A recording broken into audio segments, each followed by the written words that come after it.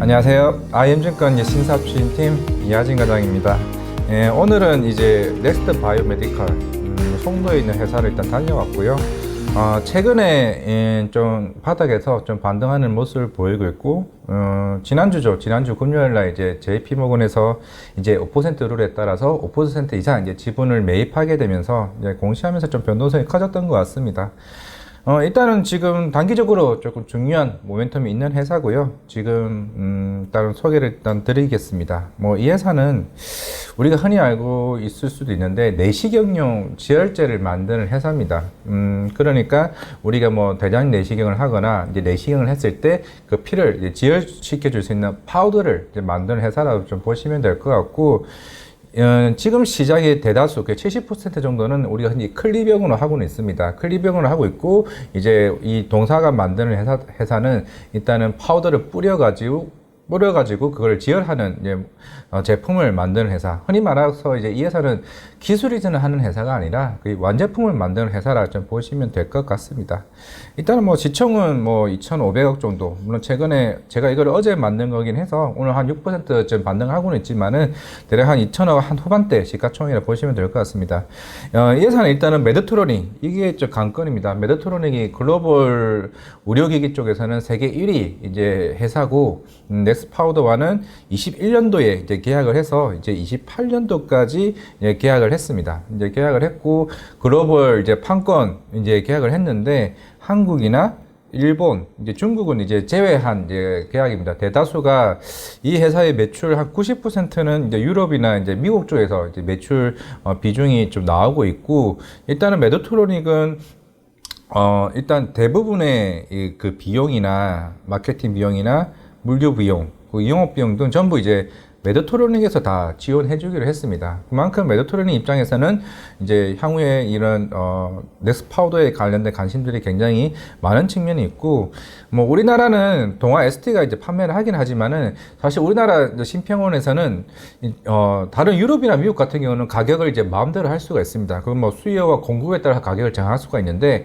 우리나라 같은 경우는 신평원이 정해진 금액에 팔아야 됩니다. 그래서 공급가가 8만 원이고 이제 단가가 16만 원에 팔리긴 하는데, 그래서 이제 국내 시장은 조금 제한적인 좀 시장이라 좀 보시고 있고, 일본 같은 경우는 이토츠 상사 이제 자회사인 회사와 이제 판권 계약을 했고, 중국은 사실 차이나 리스크 때문에 조금 크게 염두에 두지 않는다고 좀 생각을 하고 있습니다. 그러면서 이제 유럽과 북미, 그리고 이제 중동 아시아 쪽에 대한 이제 향후에 좀 기대감이 큰 회사라 좀 보시면 될 것 같습니다. 그리고 미국 시장이 굉장히 중요한데, 흔히 우리나라도 마찬가지겠지만은 이제 미국도 이제 나이 연령대 이게 대장 내시경을 의무로 받아야 할 나이가 점차적으로 정책적으로 줄어들고 있습니다.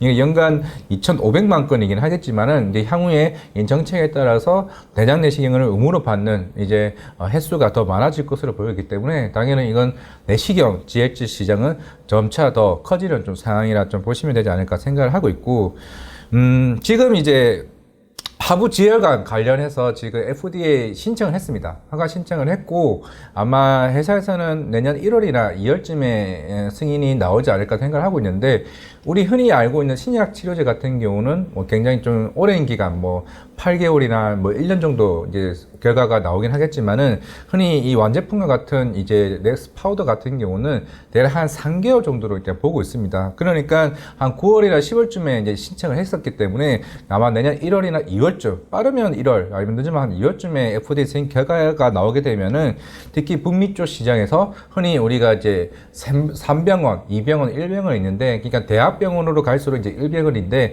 그 병원 횟수가 더 커지면 이제 당연히 이제 파우더를 쓰는 회사들이 많아지면 그에 따른 이제 매출도 빠르게 올라갈 것으로 보이고 있습니다.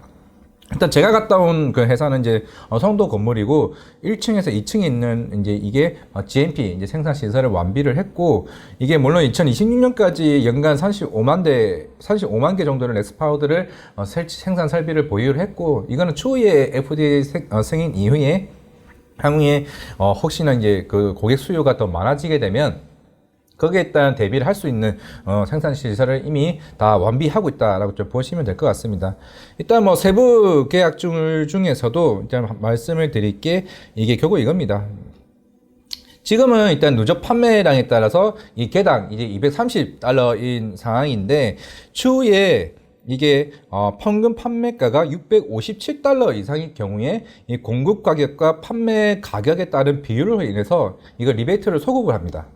그걸 이제 당사의 수익이 더 커질 수 있는 상황이기 때문에 이건 결국에 나중에 수요가 더 많아지게 되면 당연히 가격이 올라갈 것이고 거기에 따라서 이제 리베이트 받을 수 있는 여지가 더 커진다. 그러니까 많이 팔면 팔수록 이익은 더 우상향으로 갈 수 있다는 의미라 좀 생각하시면 될 것 같습니다. 그리고 두 번째는 이제 넥스피어 이제 F인데 이거는 이제 관절염에 의한 통증 치료하는 제품입니다. 이게 왜 시장에서 최근에 다시 한번 관심을 가지고 있냐 하면은 물론 이제 지금 매출 비중의 4, 5%밖에 되지는 않겠지만은 지금 이제 흔히 지금 관절염 시장에 계속 얘기가 나오고 있죠. 코론 티슈진도 지금 임상 3상 이제 진행 중에 있고 오늘 뭐 강스텐 바이오텍도 이제 급등을 하고는 있지만은 그런 골 관절염 시장이 시장에서 계속 부각되고 있고 이런 관절염 쪽에 대한 이제 선구자, 그 흔히 말하는 창시자는 유지 오쿠로 박사가 이게 우리 당사인 넥스피어 F를 이제 임상 결과 발표를 했습니다. 그게 어디였냐? 그 유럽에 있는 가장 큰 규모로 하고 있는 인터벤션 의학회에서 발표를 했었는데 그만큼 이제 이 박사님이 이제 실제로 내시경 수술을 할 때 넥스피어 F를 쓰고 있다는 점에서 굉장히 향후에 다른 이제 최근에 옥스퍼드 대학교나 여러 유럽에 있는 유명한 이제 바이오 업체들도 큰 관심을 좀 가지고 있다라고 좀 생각을 하고 있는 것 같습니다. 이거는 뭐 지금 당장의 매출은 나오고 있지는 않겠지만은 향후에 이쪽 시장에 대한 이제 그 성장성도 굉장히 눈여겨볼 필요는 있다라고 좀 생각을 하고 있습니다. 그리고 이제 향후에 조금 시장에서 좀 체크해 봐야 될 거 말씀드릴 거는 약간 얘기했던 하부위 장관 GRT 시장. 일단은 1월쯤에 이제 FDA 인허가 이제 발표가 나올 가능성이 크고 그렇게 되면은 넥스파우드의 내년 예방 시장 그 4조 원대 시장을 진입을 한다는 게 굉장히 좀 중요하지 않을까 생각을 하고 있고 보시겠지만은 연간 100억입니다. 100억이라는 거는 그만큼 이 큰 시장을 들어간다? 그만큼 향후에 매출 기대감이 굉장히 크다는 의미라고 생각을 하고 있고 그렇게 되면은 내년 이제 26년부터 표준 치료제 가이드라인 등재가 되게 되면 향후에 매출 기대감이 굉장히 큰 회사. 물론 지금 여러 증권사들 리포트가 나오고는 있습니다만은 내년 25년에 대한 그 컨센 자체가 대략 한 400억 정도를 잡고 있습니다. 올해가 116억인데 내년에 400억이다. 당연히 앞에 얘기했었던 FDA 인허가 과정 이후에 이제 본격적으로 이제 미국 쪽에 대한 병원에 대한 그 고객사가 더 많아지게 되면은 당연히 매출은 더 빠르게 좀 올라갈 수 있겠죠. 사실 클리핑은 7월 이슈도 굉장히 많은 상황이기 때문에 파우더는 그냥 뿌리면 됩니다. 뿌리면 되기 때문에 당연히 피가 지혈되는 데는 굉장히 빠른 시간에 해결되기 때문에 그에 따른 이제 향후에 뭐 미국 같은 경우는 인턴이나 여러 의사들에 대한 수요가 더 커질 가능성이 좀 굉장히 크다라고 생각을 하고 있고 일단은 올해까지 적자예요. 내년에 좀 흑자 전환 가능성이 굉장히 크고 만약에 내년에 150억이 넘으면은 BEP 좀 가능할 것으로 보이고 있고 이제 OP 마진 적어도 26년에는 40에서 45%까지 이상 가능할 것으로 보고 있다라고 하게 되면은 내년은 흑자 전환 그리고 26년부터는 본격적으로 그 40% 이상대의 이제 그 OP 마진에 따라서 좀 성장성이 본격적으로 나올 것으로 보고 있다라고 좀 생각하면 될 것 같습니다. 이상으로 일단은 오늘 이제 이제 바이오 메디컬, 이제 탐방 노트를 이제 끝나고요. 물론 최근에 좀 바이오 섹터들의 변동성이 굉장히 큰데 그만큼 이제 우리나라 시장이 뭐 금리 인하 기대감이 오른 게 아니라 그만큼 실적과 계약과 FDA 승인 등 여러 이슈들이 좀 복합적으로 K-바이오에 대한 위상이 좀 많이 좀 높아지고 있는 사실입니다. 좀 바이오 제약바이오 섹터들은 내년까지도 충분히 계속 갈 수 있다는 점을 말씀을 드리겠고요. 오늘 방송 여기까지로 하도록 하겠습니다. 감사합니다.